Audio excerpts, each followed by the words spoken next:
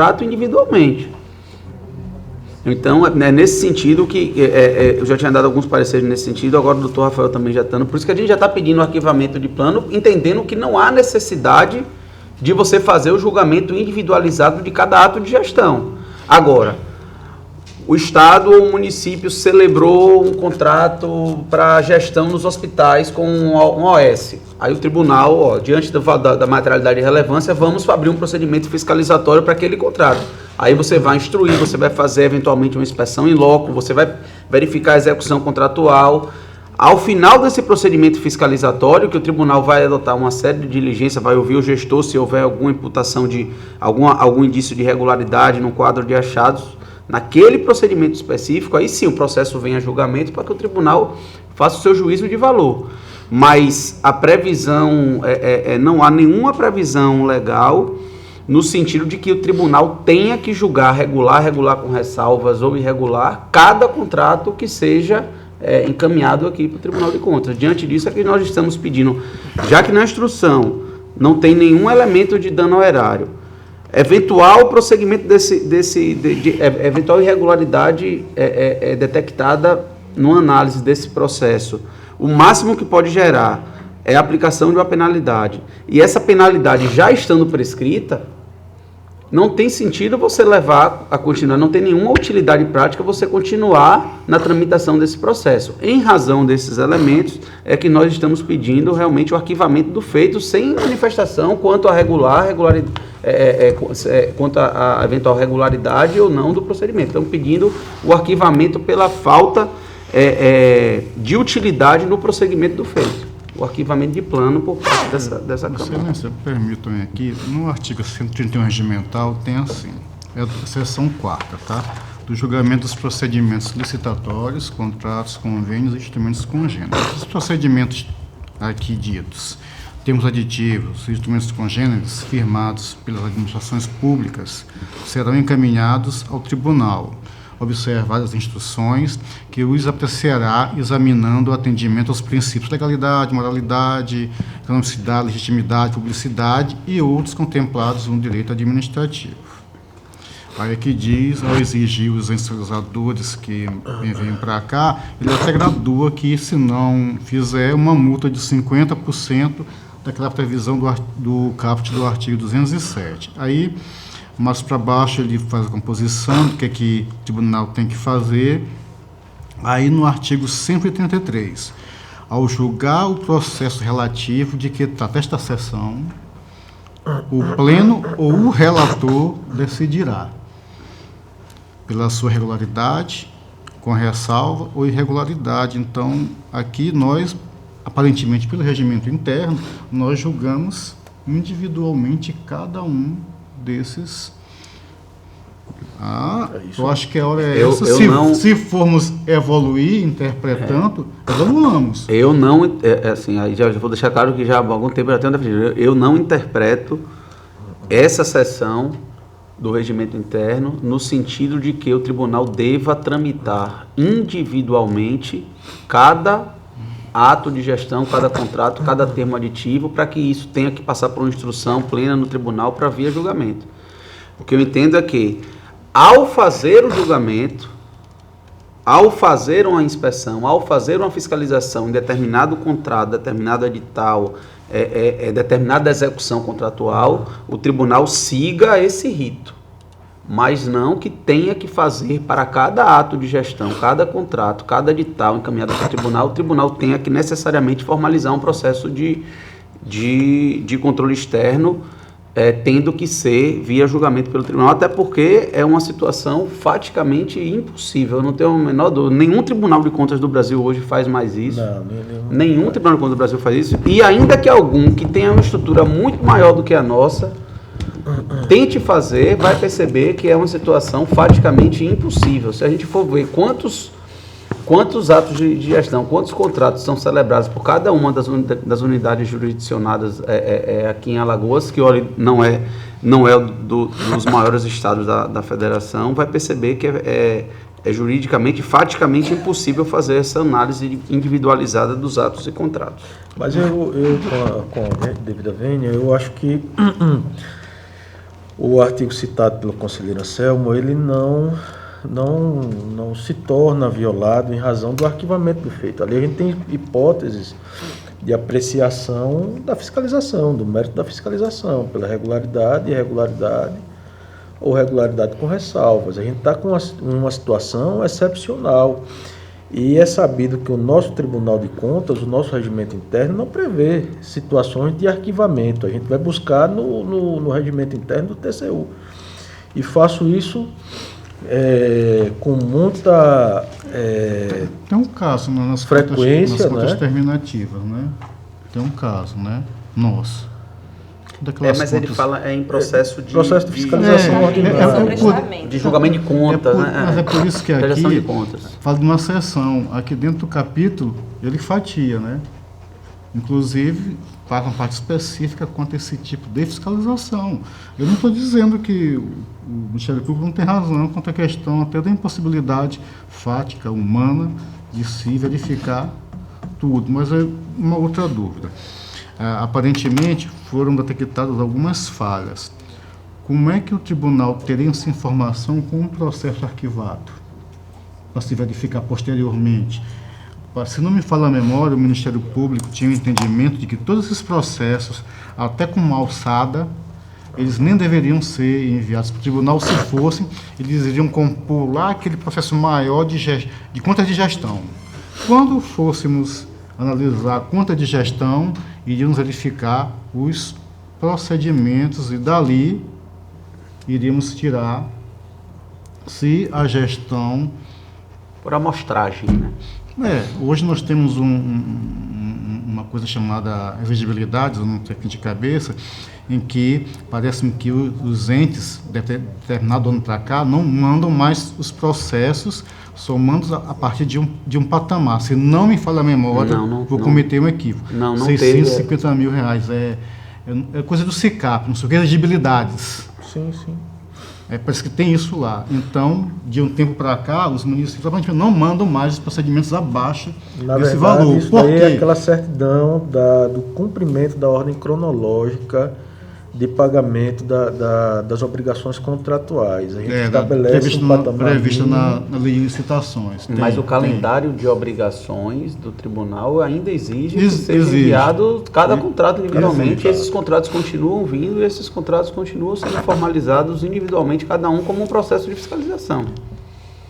Continuo vindo, eu tenho uma dificuldade de encontrar que quase toda vez que eu pesquiso, e tem um processo aqui que eu vou trazer, em 2 anos não tem nada. E não é 2 anos tão atrás, não. É mais perto de 2019. Se vamos evoluir para que esses processos... Agora, o arquivamento a gente fica sem informação. Eu não sei qual o procedimento de se anexá-los, juntá-los, de alguma forma, o tribunal ter condições de saber onde está a informação para verificar. Acho que com o arquivamento a gente fica sem informação. Pois é, isso foi uma reflexão que eu fiz, gera um prejuízo de fato para o julgamento das contas de gestão, né? No momento das contas de gestão, que a gente vai precisar se debruçar sobre a legitimidade das despesas, mas ainda assim lá a gente não pode aplicar qualquer tipo de sanção. Mas pode o efeito, o julgamento dos atos de gestão pela irregularidade. Vamos supor absurdo, tem um gestor celebrou durante toda a sua gestão, então 10 contratos, nenhum desses 10 contratos teve publicidade. Senhor presidente, para mim a gente está discutindo, sei lá, sobre Papai Noel, porque assim, não existem essas contas de gestão. Não existe. O Tribunal de Contas não julga contas de gestão. Os processos de contratos, eles são julgados, um hoje, outro daqui a 3 anos, outro daqui a 7. Se fosse julgar essas contas de gestão, que algumas existem lá na diretoria, mas não saem de lá nunca, a gente ia julgar quando? Em que momento? Esses contratos, se o caminho fosse esse, eles teriam que ser julgados e depois encaminhados para, no momento da prestação de contas, ser analisadas essas outras decisões. Então, assim, de agora, a partir daquela última resolução normativa que determina que esses contratos sejam encaminhados para as contas de gestão, né, não tem a lista dos documentos que sejam encaminhados, eu acho que não tem nem que se falar em análise de contrato a partir daquela resolução, porque a gente vai analisar 2 vezes. Então, assim, eu acho de fato, eu estou aqui ouvindo um lado, ouvindo o outro, e eu acho que de fato, assim, pesando todos os valores, todas as questões assim envolvidas, de impossibilidade do tribunal julgar, de falta de utilidade, enfim, não faz sentido, de fato, a gente tá... Mas vamos fazer um acordo? Vamos então nem trazer esses contratos. Vamos arquivar esse processo e vamos deixar de trazer. A gente precisa... Eu estou vendo que esses contratos, eles estão vêm para cá, estou vendo também chegar na outra Câmara. E assim, se todos nós entendemos que esses contratos não devem vir, e existem outros contratos que têm que vir, que são prioritários, acho que é o momento da gente parar um pouco e tomar as medidas que são necessárias para que a gente deixe de trazer esses contratos e analisá-los um a um. Porque não é só aqui na sessão que se impacta. Né? Impacta o Ministério Público, impacta as diretorias, enfim. Né? Exatamente. Então, assim, na verdade, nesse processo eu voto com o conselheiro Rodrigo e clamo para que não tragam mais esses processos de contrato antigos para que a gente julgue, para poder essa discussão que nunca finda, né, ficar vindo e voltando o tempo inteiro e tomar as decisões para que esses contratos realmente parem de ser... Conselheira Ana Raquel, e não é nem só os contratos não virem mais a julgamento.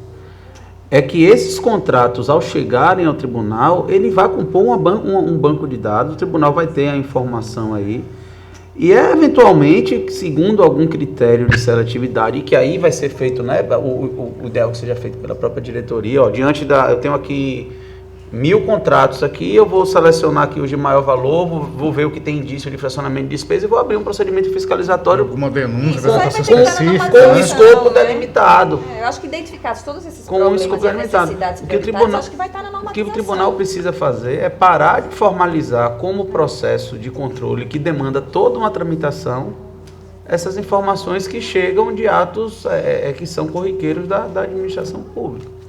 A atuação do Enio, eu acho que tem que ter, até para que hoje ainda não avançamos na tecnológica, tem que ter um encadernamento para saber que existe aquele contrato. Claro, Agora, a tramitação... Então... Mas não necessariamente precisa ser não precisa gerar um processo. Já existe há anos aqui esse modo de contrato. Concordando com votos de excelência, Agora eu fico um pouco desconfortável de ter uma normatização e de nós, por uma decisão, agirmos, no meu sentir, contrariamente a ela. Por isso que eu citei. Então, normatizemos. Mas a gente pode aqui, enquanto julgadores, utilizar inúmeros outros critérios vamos sugerir. Valores, mas né? veja, a gente não tem como julgar usando nenhum daquelas 3 tipologias. A gente esse não processo, tem como julgar né? Esse processo. Tá. A gente não tem como julgar irregular. Posso fazer uma sugestão? Por que nessa Câmara não suspende desses processos, uma reunião administrativa ou reunião plenária, a gente até possa fazer uma solução formal para isso. Eu acho uma boa solução. Porque Eu acho uma boa solução. Eu acho que esse poder de suspender, acho que nós temos. Bom, mas eu queria... Como julgar esse processo? Eu tenho números lá para... Ok. Não, mas eu sigo a maioria. Né? Eu acho que não impede que a gente venha julgar este processo específico. Ele vai ficar lá numa estatística minha morta lá de fiscalização de contratos, numa estante, ocupando espaço. E acho importante... E contando dias, né? Contando dias lá no meu gabinete, como se a responsabilidade pela paralisação... Não, conselheiro Rodrigo, mas pense. E nesse processo, especificamente, não tem mais nada para fazer nele, não. É arquivar mesmo. Vai fazer mais o que nesse processo? Pronto. Então vamos... Já votamos, até já dei meu voto, o conselheiro Anselmo já deu dele. Com maioria. Então vamos... Vossa Excelência decreta o resultado e a gente toma as próximas decisões. Em suspender a análise desses autos na Câmara. Isso, na nossa... Até uma solução. Eu não trarei mais esses processos para a gente analisar, até que a gente possa sentar e, junto com o Ministério Público, definir o Tribunal futuro da fiscalização desses contratos. Eu acho que isso deve ser levado ao conhecimento da outra Câmara e também ao plenário. Né? Só, assim, o processo está encerrado, não é só... Só para ter um resultado. Eu só queria, apenas para não perder o fio da meada, o conselheiro Anselmo divergiu do voto. Conselheira Ana Raquel acompanhou o voto do relator, então por maioria só vou fazer a correção no acórdão e trago para a coordenação de plenário. Proclamo o resultado, por maioria, aprovado o arquivamento do processo. Só, não é especificamente desse processo, mas fazendo a consideração, porque a gente vem discutindo isso já há algum tempo, inclusive no âmbito da questão da comissão do processo eletrônico. E uma das coisas que a gente vem sustentando é o seguinte: olha, não adianta a gente migrar de um processo físico para um processo eletrônico e a gente não alterar a sistemática de fiscalização, porque a gente vai deixar de ter um lixo físico e passar a ter um lixo eletrônico. E não é o desejo do tribunal e não é racional para o tribunal. Ah, não, porque é eletrônico e ninguém vê, está lá. Mas não é correto a gente ter um lixo eletrônico também. Então, essa questão está sendo discutida e a ideia é que o tribunal receba essas informações eletronicamente mesmo. Os municípios jurisdicionados vão informar os contratos que estão sendo celebrados, né, via eletrônica. Isso vai constituir um banco de dados e o tribunal vai proceder às fiscalizações à medida da sua capacidade de trabalho também. Porque não adianta a gente também abrir 10 mil processos de fiscalização se a gente não consegue levar a cabo levar a cabo esses processos. É muito melhor a gente fiscalizar 50 contratos por ano, bem fiscalizado e que tenham resultado, do que a gente fingir que fiscaliza 10 mil, 20 mil, 30 mil ou 50 mil. Entendeu? Então isso vem sendo discutido e realmente eu acho bastante salutar que na próxima reunião administrativa isso seja colocado, e o ideal é que seja normatizado mesmo essa situação. Se eu não me engano, o conselheiro Alberto ficou de fazer esse normativo. Eu acho que já está trabalhando em cima dele. Eu já conversei com o conselheiro Alberto, só que o conselheiro Alberto ele parte para uma e falo aqui na Câmara porque já conversei com ele e fiz essa crítica pessoalmente a ele. Ele até se sensibilizou quanto a isso. A minuta de normativo que o conselheiro Alberto preparou, ela estabelece da desnecessidade de envio pelo jurisdicionado dessas informações ao tribunal. Eu acho que para o nosso atual momento seria uma coisa muito, muito radical. Eu acho que a gente deve exigir que o jurisdicionado mande. O tribunal, pelo que foi conversado com o pessoal da diretoria de informática, o tribunal tem a capacidade tecnológica e operacional de recepcionar essas informações constituiriam um banco de dados, né? E o tribunal vai fazer, aí, observando a seletividade e a criticidade, o pensamento dessas informações do que é que vai ser formalizado como um processo fiscalizatório ou não. Isso não impede que daqui a um tempo a gente entenda que realmente o tribunal, né, não quer ter essa informação. Quando o tribunal quiser, ele vai solicitar do gestor. Eu acho que no momento, até falei isso com o conselheiro Alberto, eu acho isso uma solução meio radical.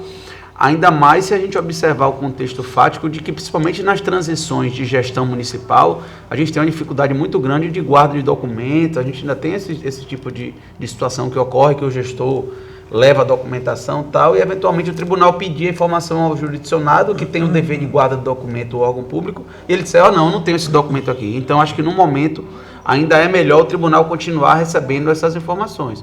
Agora, isso vai compor um banco de dados, né? Isso não vai ser formalizado individualmente como procedimentos de fiscalização individuais e, de acordo com a capacidade de trabalho operacional e critérios, né, objetivos de seletividade e materialidade, o tribunal fazer uma fiscalização efetiva em cima de um ou outro contrato, de acordo com a sua possibilidade de instrução e julgamento.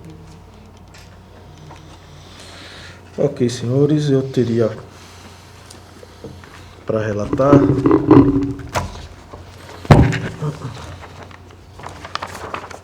ainda processo TC 6879/2017. Eu estou adiando o processo em razão da necessidade de fazer alguns ajustes no voto, de modo que ele fica adiado para a próxima sessão e minha pauta para o dia de hoje fica esgotada. Eu passo então a palavra ao conselheiro Anselmo Brito para relatar.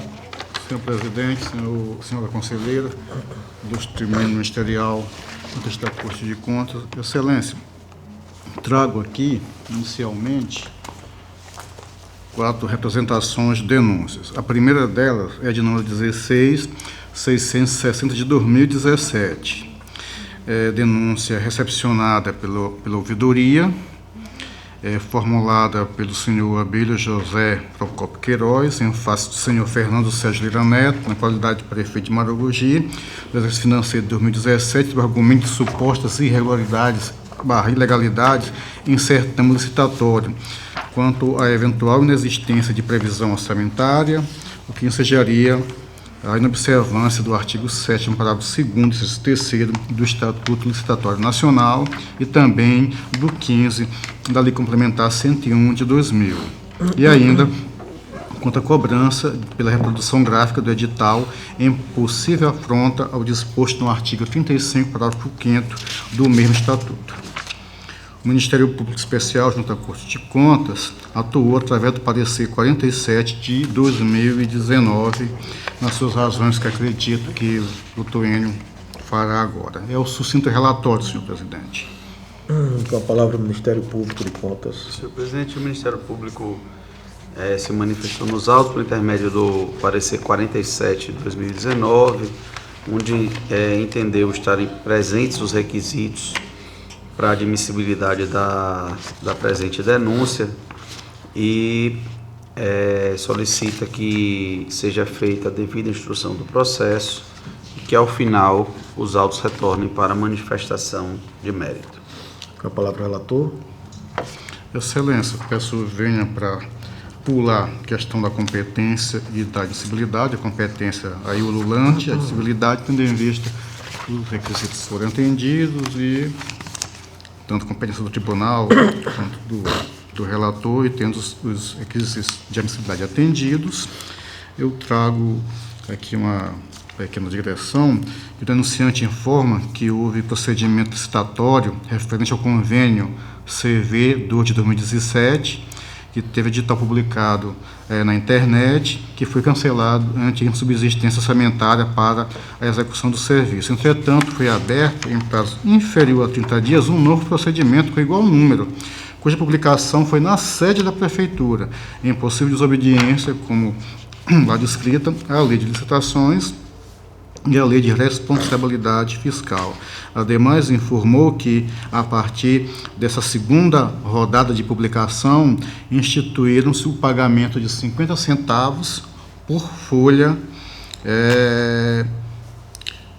copiada, o que teria, segundo o denunciante, limitado o comparecimento e a possibilidade de competição das empresas situadas em locais distantes, inclusive com retirada na sede do município, por isso o valor da cobrança.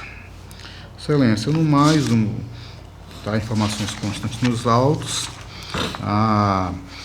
e aqui também, fazendo aquilo que o professor Raquel aqui disse, uma instrução de ofício, até antes do recebimento, foi feita pesquisa no sistema integrado modular desse tribunal e não encontramos nenhum procedimento administrativo dos anos de 2017 e de 2018, inclusive, mas que é fora, mas que eu trago apenas para efeito de ilustração. E sendo assim, excelência, eu trago o voto pelo recebimento da denúncia e o seu regular provimento para a verificação inicial do que foi aqui alegado, com base na legislação deste tribunal, citando-se o gestor e também o controlador interno da mensalidade, querendo manifestar-se a respeito dos fatos aqui discriminados. É como voto, senhor presidente. Coloca em discussão. Conselheiro Anselmo, qual seria o objeto e o valor da contratação? Eu entendi, excelência. O objeto e o valor.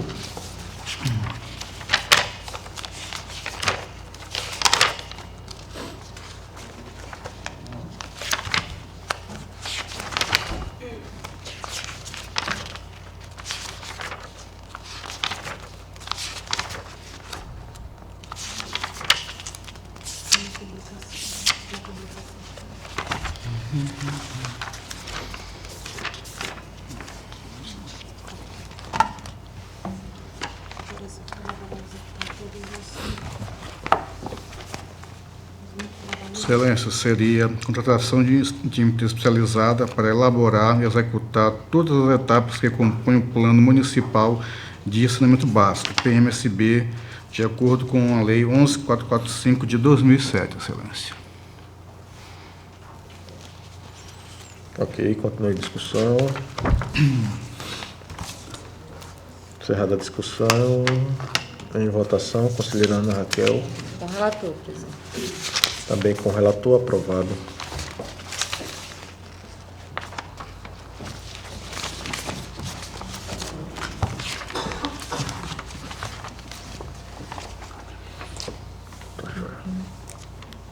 Obrigado. Excelência, está o processo 5498 de 2018, apresentação da dívida de expediente encaminhado em abril de 2018, subscrito pelo senhor Vitor Cavalcante de Oliveira Souza, na qualidade de superintendente regional do trabalho em Alagoas, com a cópia do relatório de fiscalização da Superintendência Regional do Trabalho e Emprego em Alagoas, no processo tal, a respeito de eventuais irregularidades e ilegalidades na contratação de profissionais temporários para atendimento ao excepcional interesse público no município de Maragogi, no exercício de 2006, no período de 2006 a 2017, em razão de inobservância do artigo 37, inciso 9 da Constituição e da Lei 8745 de 93. O relatório é resultado de fiscalização realizada mediante inspeção em loco na municipalidade, inspeção em loco da superintendência, não do tribunal, excelências, que evidenciou que o último concurso público deu-se em 2006, transcorrendo o lapso temporal de mais de 11 anos, que a partir de 2006 foram firmados cerca de 2.000 contratos temporários, que em 21 de março de 2007 o município possuía, vou querer arredondar, 800 servidores efetivos, 105 comissionados e mais de 415 contratos temporários. Que as contratações temporárias teriam amparo na Lei Municipal 469 de 2009, que a legislação municipal citada não especifica a duração e as hipóteses para a contratação temporária, portanto, obedecendo o que está ali disposto na Constituição Republicana de 88 e na Lei Federal que rege a matéria. A maioria dos servidores é contratada no início do mandato do prefeito, permanecendo enquanto perdurar o mandato eletivo deste gestor, valendo-se de sucessivas prorrogações contratuais, evidenciando a irrelevância do interesse público nestas contratações, priorizando-se a contratação de servidores aliados e fiéis a cada gestor. E esses são os termos utilizados na representação/denúncia. Seguindo tramitação regimental, o processo foi ao Ministério Público, que se manifestou no parecer 1025 de 2018. O processo veio a nós em virtude da redistribuição da portaria 26 de 2019. É o sucinto relatório, senhor presidente. A palavra ao Ministério Público. Você poderia dar uma olhada no processo para verificar o teor do parecer que Sim, não estou com ele.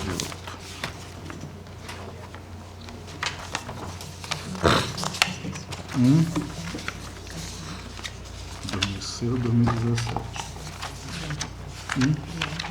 Maragogi.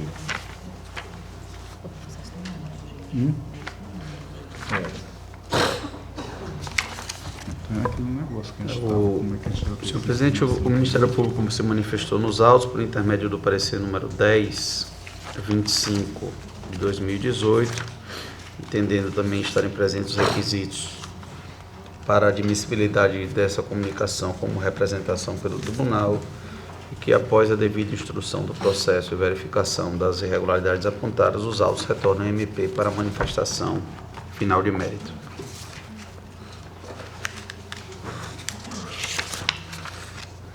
Sua palavra, relator.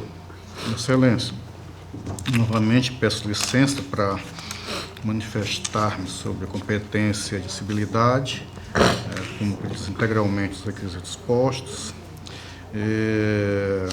Excelência, tendo em vista aqui o entendimento do Ministério Público, no meu sentido, praticamente esgotou o que se poderia solicitar do gestor atual, a remeter ao Tribunal de Contas, eu trago meu voto no sentido de recepcionar esta representação / denúncia para dar continuidade às verificações no sentido de, inicialmente, adotar que foi sugerido pelo Ministério Público, a exceção da linha C, que é a questão após a realização das diligências acima indicadas, quando do retorno escoado o prazo, isso vai ser feito internamente da normalidade, sem nenhum desfalque ao procedimento.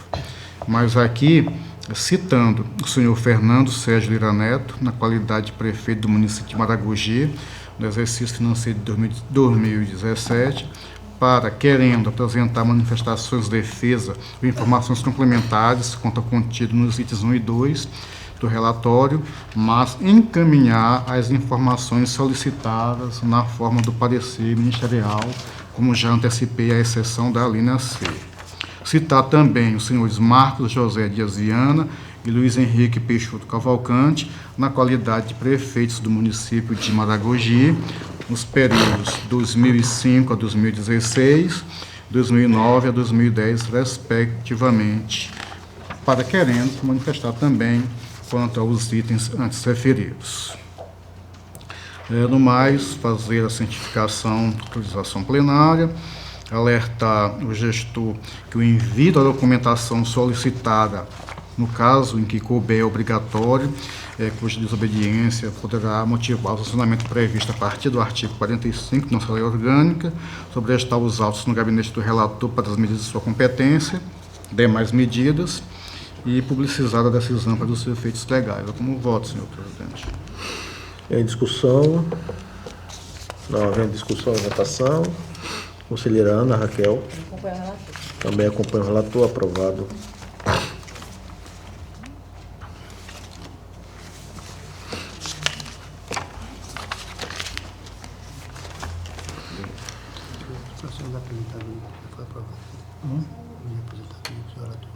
Aposentadoria? Não. Excelência, trago o processo 797 de 2018. É um processo também recepcionado pela Ouvidoria da Corte. Aqui uma empresa representa o senhor Nielson Mendes da Silva, Alexandre Soares Tenório e Anne Kelly de Oliveira Santos, respectivamente prefeito, procurador e ordenadora de despesa de Campestre, exercício 2017. Aqui, excelência, é uma daqueles processos, foi até antes citado, do cumprimento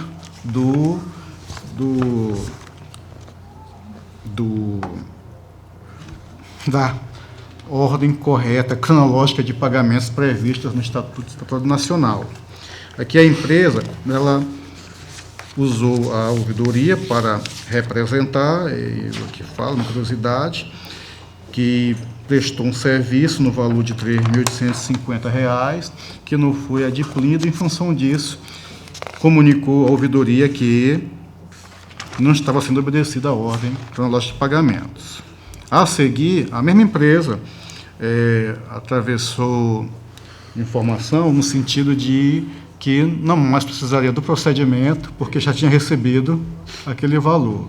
Mas, independentemente disso, ela nos informou que não havia o cumprimento da ordem cronológica de pagamentos, e nesse sentido, aí visando proteger o interesse público, a isonomia, inclusive entre aqueles que contratam, o mesmo tratamento daqueles que contratam com a administração pública, eu estou aqui trazendo o processo, inclusive na forma do parecer do órgão ministerial 620 de 2019, que com base também na portaria 26 de 2019 despachou o processo diretamente ao nosso gabinete. É o singelo relatório, senhor presidente. A palavra ao Ministério Público de Contas. Senhor presidente,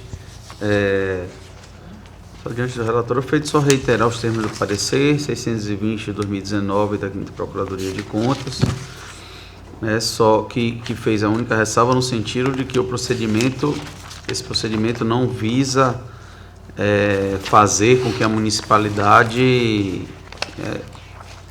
pague o seu débito junto à empresa, mas sim a apuração no sentido, né, da obrigação legal de obedecer à ordem cronológica de pagamentos. Em razão disso, inclusive, não há qualquer consequência nessa informação trazida pela empresa representante quanto ao já pagamento desse débito pela municipalidade, tendo em vista que o objeto da presente representação e a apuração que deve ser levada a cabo pelo tribunal é sobre a obediência à ordem estabelecida na Lei de Licitações. Em razão disso, o Ministério Público opina pela admissibilidade da representação e que, após a instrução do processo de verificação dos pagamentos efetuados pela municipalidade em estrita observância à ordem cronológica, os autos retornem ao MP para manifestação final de mérito. Em discussão, o conselheiro Anselmo trouxe voto, já apresentou voto pela... Não. Então, com a palavra o relator.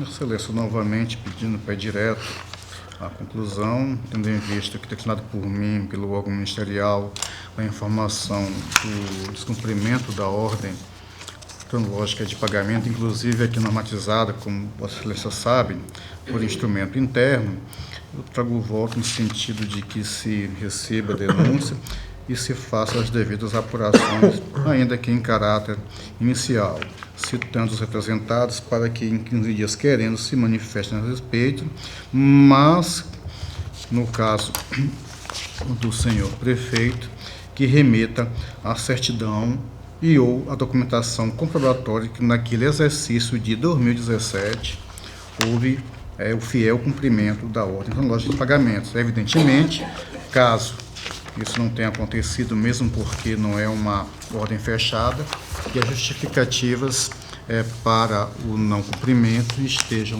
devidamente apresentadas.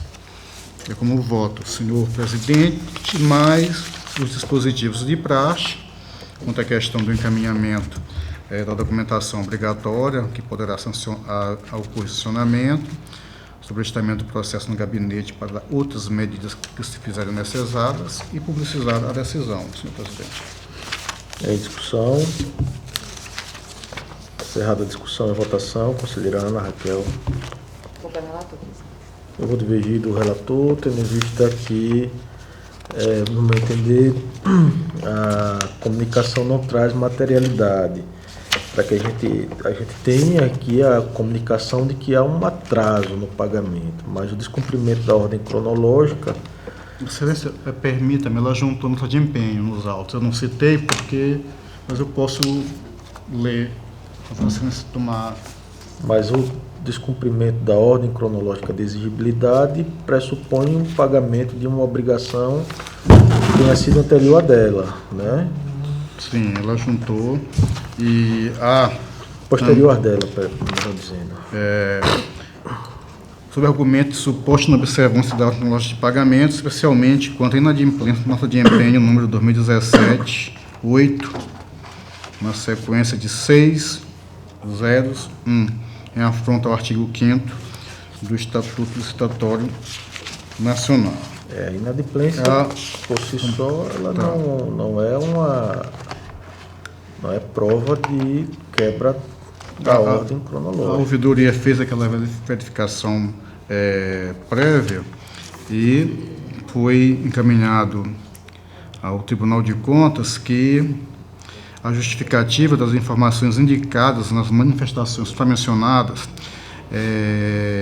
apresentou justificativa quanto às informações indicadas. Além disso, ressaltou que o número e data do empenho citado seriam divergentes daquele constantes no arquivo digital e físico da municipalidade, juntando cópias da nota de empenho à manifestação.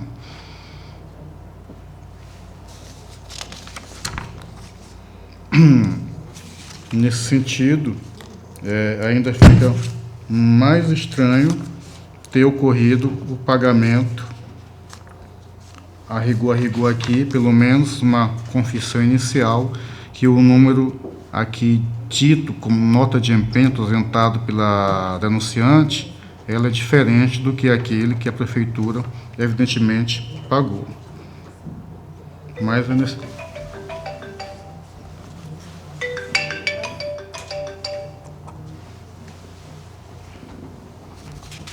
nesse aspecto são os elementos iniciais quanto à questão da não observância da ordem cronológica, presidente. Só para que eu possa entender, conselheiro Anselmo, além da alegação de quebra da ordem cronológica de pagamento, Vossa Excelência citou que há uma desconformidade da nota de empenho apresentada pela denunciante quando comparada com qual nota de empenho?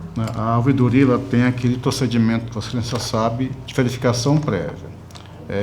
Movimentada a ouvidoria, ela fez a verificação que tem que fazer, não faz juízo de valor, e encaminhou para cá o controlador interno informando isso, que a nota apresentada seria divergente daqueles do banco de dados constante da municipalidade.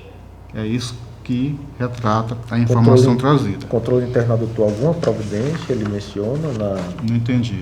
Quando ele encaminha essa justificativa, ele indica que adotou alguma providência? Não, nada, só aquela resposta de praxe, processo instruído como contraditório aqui, ele é remetido ao relator para as providências a ser feitas. Então eu estou admitindo a representação com base nessa desconformidade. Por unanimidade, aprovado. Considerando a Raquel, acolhi seu voto pela acolhida. Aprovado. Excelência, processo trago agora 10.696 de 2019, é uma outra representação. É denúncia ofertada pelo senhor Ricardo Leão Prachedes, em desfavor do senhor, peço perdão, será aqui a pronúncia, Oreski, Dâmara de Almena Freitas, na qualidade de prefeito, e o senhor Wellington Ferreira dos Santos, diretor do Serviço Autônomo de Água e Esgoto, SAI, do município de União dos Palmares, revelando-se um suposto descumprimento de norma de transparência fiscal, uma vez que as informações disponibilizadas no portal da transparência daquele órgão não estariam sendo atualizadas pontualmente ou estariam equivocadas, em desatenção aos princípios da publicidade e também da legalidade. Inicialmente, o denunciante formulara requerimento à Corte de Contas, inclusive para a disponibilização de um técnico fiscalizador de contas públicas para realizar trabalho em conjunto com a Comissão de Justiça e Redação da Câmara Municipal em fiscalização que aconteceria na sede do Serviço Autônomo de Água e Esgoto daquela municipalidade em 3 de outubro de 2019, a fim de apurar as denúncias veiculadas pelo sítio eletrônico BR-104 e verificar a documentação dos exercícios de 2018 e 2019. De forma a documentar o seu pleito, é juntado aqui a cópia de um espelho do site BR-4 com a informação de que no portal da transparência da autarquia existiria um déficit de quase 6 milhões de reais entre os anos de 2017 e 2019. 2019, primeiro semestre. Sobre o portal, o denunciante afirmou que a gestão do SAI divulgou nota de resposta por meio da qual, em suas palavras, repassou informações equivocadas e comparadas aos dados disponibilizados em seu próprio site da transparência, em especial quanto aos números apresentados de receita e despesa do período denunciado, e ainda que as informações estariam em desarmonia, inclusive com os balancetes orçamentários entregues ao Tribunal de Contas, em que pese não ter sido prestados as contas do exercício financeiro atual. Por fim, o denunciante anexou cópia dos ofícios aqui, informando aquela gestão do seu intento de ir lá comparecer para fazer as devidas análises e verificações antes declinadas.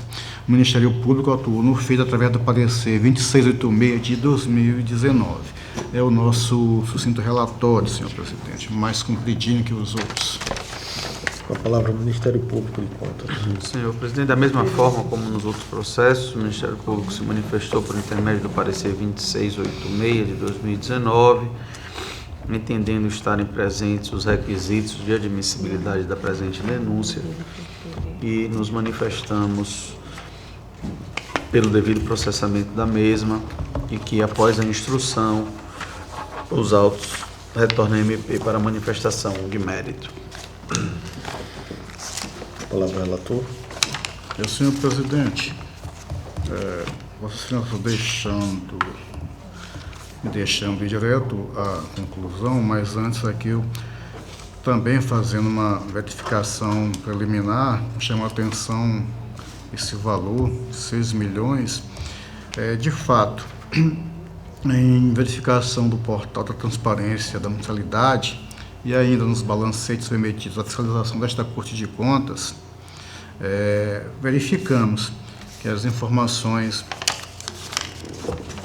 apresentadas realmente divergem dos veículos aqui de informação, dos veículos aqui de publicidade mencionados. E aqui eu tomei a liberdade também de juntar aos autos e assim, entendendo aqui, cumprindo a questão da competência e dos requisitos de admissibilidade em receber essa denúncia de representação, citando os senhores antes mencionados, para que em 15 dias querendo se manifeste a respeito, inclusive aqui do que foi juntado a posteriori nos autos, que em nada vai dificultar a defesa, a manifestação, e apenas aquilo complementa o que já foi aqui verificado também em relação à documentação inicialmente apresentada, sendo necessário que esses gestores se manifestem a respeito, senhor presidente, publicizar a decisão, e esse é o meu voto. Em discussão. Conselheiro, só para que eu possa compreender melhor, o problema está no portal de transparência da autarquia. Da autarquia. E Vossa Excelência está determinando a citação do prefeito também, por qual motivo? Em razão, Excelência, da responsabilidade em escolhendo e em fiscalizando os atos aqui dos seus indicados na gestão. Ok. Continua em discussão. Encerrada a discussão, em votação. Conselheira Ana Raquel. Eu acompanho o relator, apenas vou divergir quanto à necessidade de citação do prefeito, por entender que a responsabilidade ela é do gestor da referida autarquia. Então, aprovado a admissibilidade por unanimidade, apenas a gente divergiu quanto ao encaminhamento do contido no acórdão, que não altera o teor do acórdão firmado em razão dessa deliberação. Pois não. Excelência, tem agora processos de apostadoria e de pensão. São 10 processos. Farei aquela leitura como se fosse em lista. E aqui apenas cito que alguns processos tem um despacho de Vossa Excelência, mas despachos de encaminhamento que não entendo. Eu me averbo em pedido, inclusive nesses processos em que há despacho de encaminhamento. Porque há parecer de outro procurador. Eu entendo, à luz do Código de Processo Civil, que atuando de qualquer forma no processo, impulsionando no exercício de uma pretensão, e acaba viciando o julgamento, a neutralidade do julgador, de modo que eu me averbo impedido para votar e presidir a sessão quanto a estes processos. Tá, então eu vou fazer assim, vou relatar, que não temos como dar continuidade, vou relatar o que nós podemos julgar hoje e ao final eu faço o devido acerto de pauta. Adiamento, né? O adiamento. Então, Excelência, trago aposentadorias da senhora Helenilce Corrêa dos Santos no processo 661 de 2014. Da senhora Maria Nilza da Conceição no processo 8860 de 2017. Do senhor José Flávio de Sena no processo 9229 de 2017. Da senhora Maria de Fátima da Mota Santos no processo 9185 de 2017. Do senhor José Vieira Jupi, no processo 7713 de 2006. Da senhora Jovenita Rogério de Lira, no processo 9280 de 2017. E trago também a pensão por morte, cuja interessada é a senhora Brígida Catarina da Silva Souza, no processo 1777 de 2015. Com minha, evidentemente, ressalva pessoal, tendo em vista as publicações dos atos concessórios, que, apesar de ter trazido um já vencido, trouxe, na verdade, sem nem adentrar o mérito, trouxe uma questão preliminar da ampla publicação.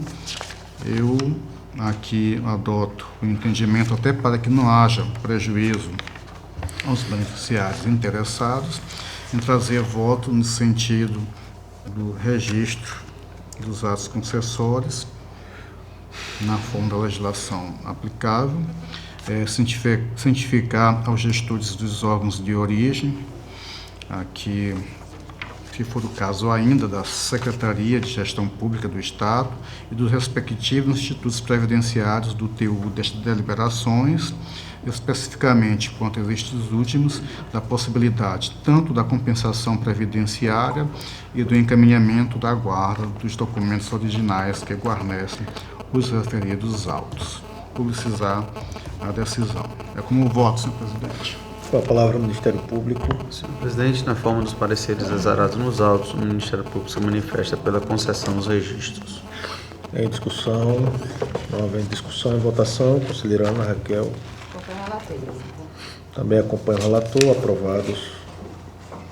Senhor presidente, sendo assim, eu estou aqui adiando os processos 16.122 de 2013, 16.069 de 2013 e 9332 de 2009, em razão do impedimento reconhecido por Vossa Excelência.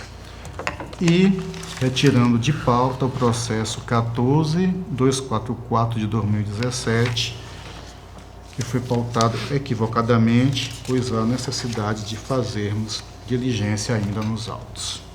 Então, Excelência, acredito que hoje a minha pauta também esteja encerrada. Feito o registro. Conselheira Ana Raquel não está retirando de pauta os processos. Faculto a palavra para quem dela queira fazer uso. Não havendo quem queira fazer uso, declaro encerrada a sessão.